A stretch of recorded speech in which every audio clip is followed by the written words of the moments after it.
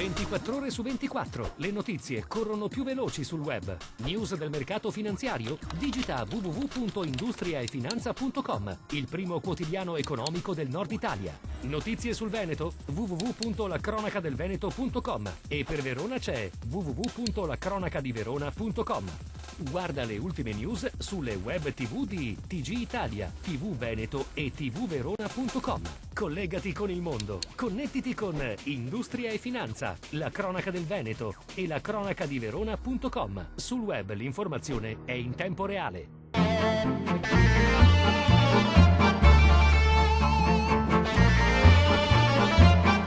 Si è tenuto ieri a Venezia il consueto appuntamento con i giornalisti per il punto stampa del dopo giunta.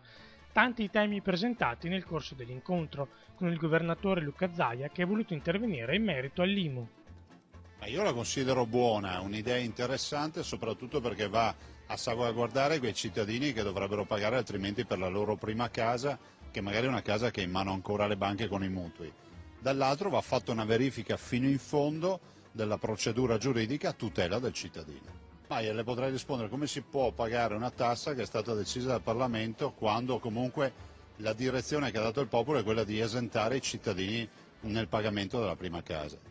Sì, nel momento in cui si va a tutelare il cittadino e noi siamo a rappresentare i cittadini, penso che sulla prima casa fosse ormai acquisito dal mondo intero che ci fosse una zona di non tassazione. Ci sono ben altri che potrebbero pagare le tasse, non quelli della prima casa. Ovviamente l'IMU sulla prima casa colpisce per la prima volta nella storia le case popolari. Noi avremmo 6 milioni di euro che invece di dedicarli a investimenti, a fare mutui per fare opere, infrastrutture e nuove case, li dovremmo pagare come anche noi proprietari di casa, parlo della Regione del Veneto tramite le case popolari.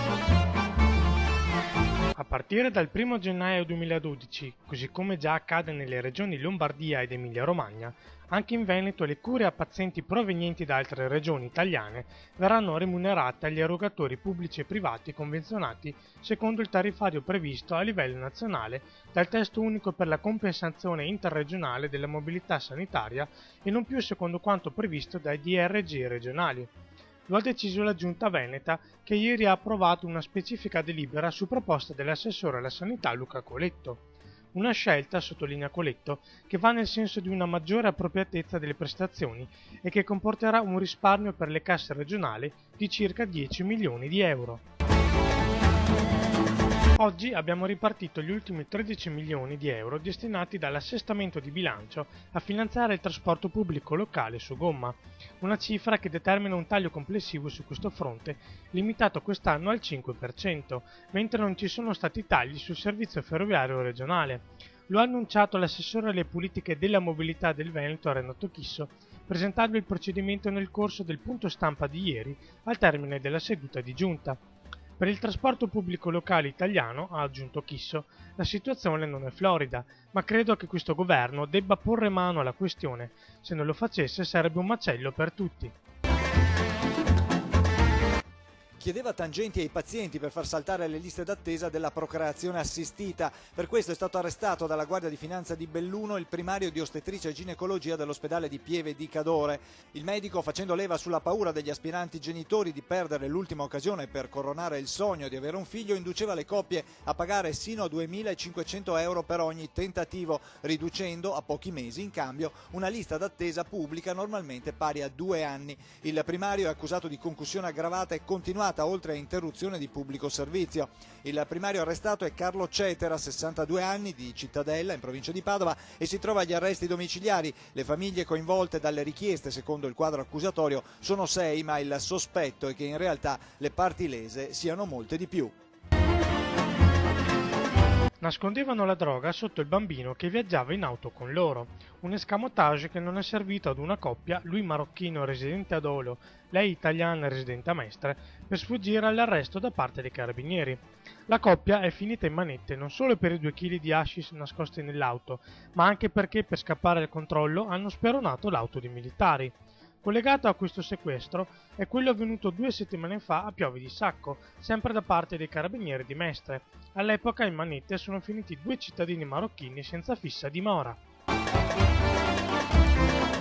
Zonin scappa dal sud. Mentre i rumors davano per fatto l'accordo tra Popolare di Vicenza e l'istituto guidato da Luigi Gorga, i consigli d'amministrazione hanno chiuso le porte all'intesa. Tutti i particolari su Industria e Finanza.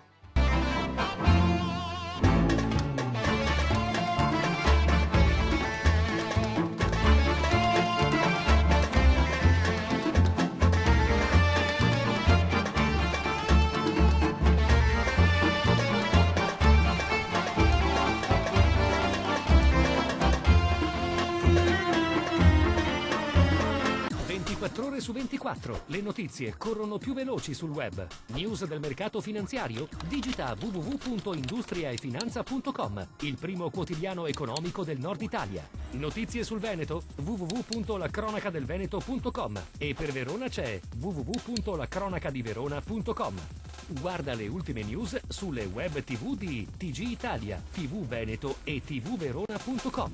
Collegati con il mondo. Connettiti con Industria e Finanza, la cronaca del Veneto e la cronaca di Verona.com. Sul web l'informazione è in tempo reale.